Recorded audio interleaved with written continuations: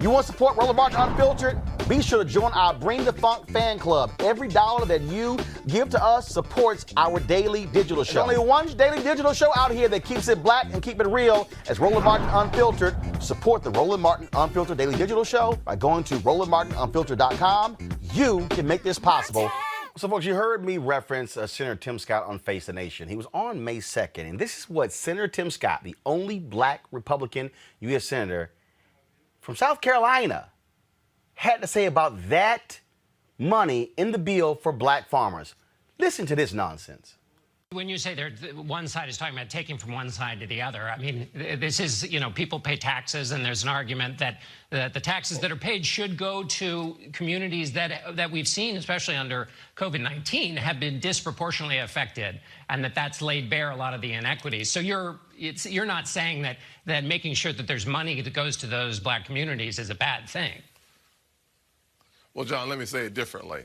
When you pass a COVID package with $2 trillion of spending, and in your package you hide in there, if you are a black farmer, we will give you resources, but if you are a white farmer, you're excluded from those same resources. That's taking from one to give to the other. It's one of the reasons why in the 1990s, the USDA had to pay out the Pickford settlements to black farmers for taking from them to give to white farmers. So we're going to reverse that and call that a way of creating fairness in our country? That doesn't really work. Let's go to my panel. Bernarda Villalona, senior trial counsel at Joey Jackson Law Firm. Michael Imhotep, host of the African History Network.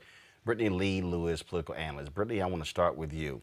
It really pisses me off when I play that soundbite of Senator Tim Scott. You heard Secretary Vilsack lay out the billions that went to white farmers in the last 4 years, but actually the last 50 to 100 years, and how black farmers got screwed. And all of a sudden, money gets put in a bill to rectify the problem, and he's like, well, it's not fair. I'll take your money away from white farmers. And it's like, damn. So the white farmers got $50 billion. Now disadvantaged farmers got to share $5 billion. And the white folks, well, can we get a piece of that too? And to have Senator Tim Scott sitting there saying that BS, I mean, that's just pathetic. I mean, Roland, I feel like it's very on brand for our buddy Senator Scott, very on brand for him. And like you said, the U.S. Secretary of Agriculture laid it out, plain as day regarding the historical inequalities that black farmers have faced. And, with Senator Scott, I'm like, is this man really that dense? Or is it just truly, to live up to his image and his role, in the GOP? Because it literally doesn't make sense. He cannot be that dense. The thing here that just really just chaps my hide, Bernarda, is that these black farmers, I'm talking about the numbers. We used to have 1 million black farmers. It's down to 40,000 in this country. Mm-hmm. The land we own has gone down dramatically. They have documented, confirmed racism for decades in USDA. And here's what people watching have to understand. USDA has the second largest budget behind the Pentagon. Folks, number two. And Bernardo, the thing is, what people also don't realize, the USDA has the largest federal bank out of any department. A significant number of things in America have been built in rural America that was funded by the USDA bank. So white farmers have used the Department of Agriculture, taxpayer money, as their personal piggy bank. And you got these white farmers and Senator Tim Scott whining and complaining because finally we're trying to rectify the problem. Oh, and I think Senator Tim Scott, in his mind, he thinks that he's actually sane and normal. Obviously, he's been drinking his own Kool-Aid for too long that he doesn't realize what he is saying, how it actually affects people, because he's doing a bit too much in order to satisfy his GOP, in order to move forward, to continue getting the votes and being the person that he is. For me, I'm just embarrassed. I am insulted by his comments, and, it's just ignorant. Michael Imhotep, your thoughts? Yes. Well, brother, I've been talking about this, man, for a few months now. And, on my show, I shared the May 2nd interview that Tim Scott did on Face the Nation. This ties, I cannot stress this enough, Roland, this ties directly into the GOP rebuttal speech that Tim Scott gave Wednesday, April 28th. Because in that speech, right after he said America's not a racist country, the next thing he said was, it's backwards to fight discrimination with different types of discrimination. And the $5 billion that he attacked on Face the Nation, this is how Republicans think. This ain't just Tim Scott. I understand you playing that segment. You have to understand, this is how Republicans think. Senator Lindsey Graham has been attacking the $5 billion, calling it racist and calling it reparations. He was on Fox News attacking this. So I'm glad you did the interview with Secretary Vilsack. I'm glad also they're going to focus in on heirs property, because I've been studying the ways that African-American farmers have lost their land, 12 million acres of land over the past 100 years. And heirs property is one of the ways that was used to steal our land, as well as over assessing the tax liabilities on these lands as well, brother. So this is an example of how elections have consequences. I can't stress this enough. And lastly, Roland, not a single traitorous Republican in the House of Representatives or the U.S. Senate voted for this $1.9 trillion American Rescue Plan that has the $5 billion in it going to farmers of color, including African-American farmers. And, it's very interesting, Brittany. I've had to deal with all of these nincompoops on social media. The Asians got a bill. The Asians got a bill. We ain't got no bill. $5 billion. Wasn't $5 billion in that COVID bill, an anti-hate bill? And first of all, it wasn't the Asian bill. Right. Okay?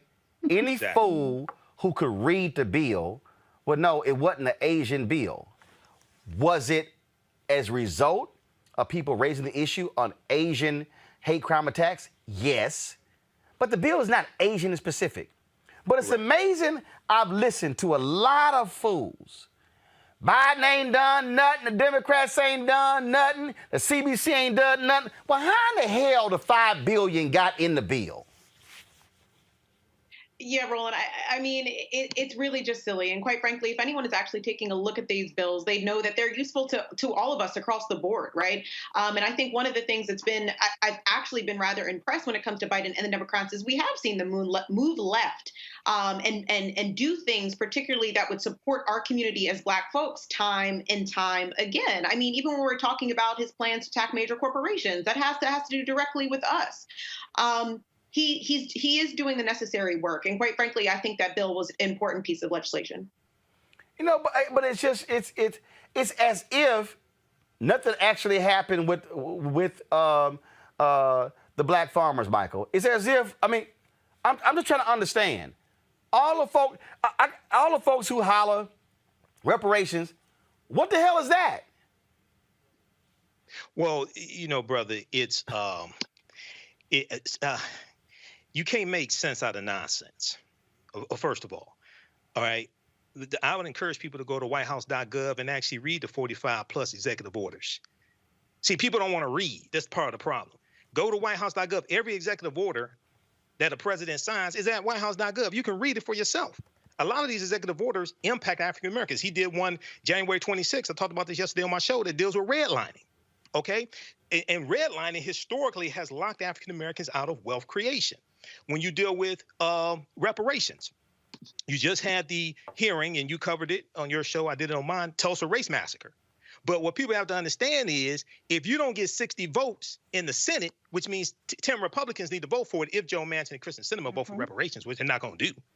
If you don't get 10 votes in the Senate, H.R. 40 or any reparations bill is not going anywhere. So if you look at the American Rescue Plan, if you look at the infrastructure bill, if you look at the American Families Plan, all these policies impact African Americans. The American Rescue Plan, the tax credits for children is going to cut child poverty in half. Do you know any Black children? This is going see, this is stupid ass nonsense. Okay? All you got to do is read. Proper documentation ends all conversation. If you and the COVID-19 hate crime bill, it's not called an Asian hate crime bill. The actual name of it is the COVID-19 hate crime bill. You can read all bills at congress.gov.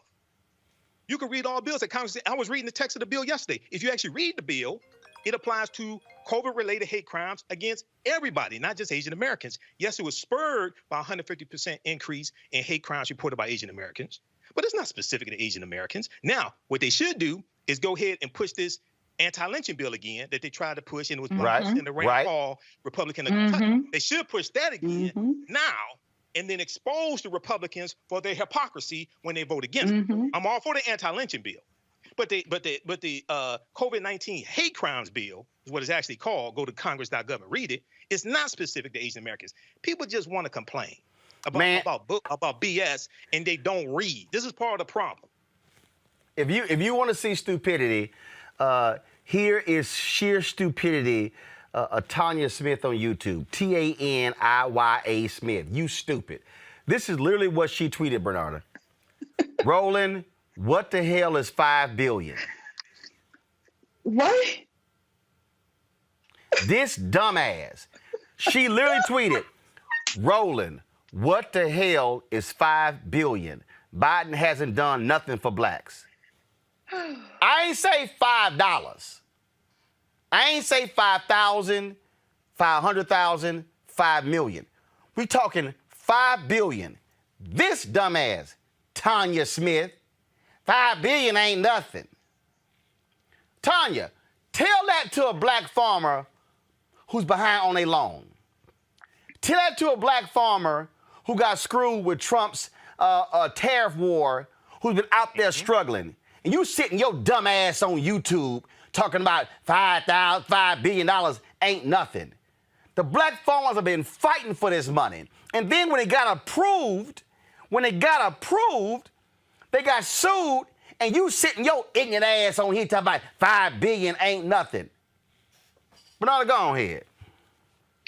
It's so upsetting. You know, one thing is, like, I'm from the Dominican Republic. I'm from the island. So one thing is that when my family immigrated from here, immigrated to the U.S., is that in the country, the way that we survive is by the farms, by growing our own food, growing our own produce. So the farmers, this has such a huge impact. Do you know $5 billion, how many families it would affect? I mean, it will go down generations, this amount of money, that it's about time that these farmers got. We've been talking about this for years. Look at the huge decline of how much farmers are now in existence. So it's about time that it finally came there. So Tanya, let's not even give us some time of day. Move on, Roland. Well, and again, there's a reason why the three banking institutions who we talked about are trying to fight it, because they mad the loans are going to get paid off early. No. Y'all need to understand, we ain't playing games here. We know the okie doke.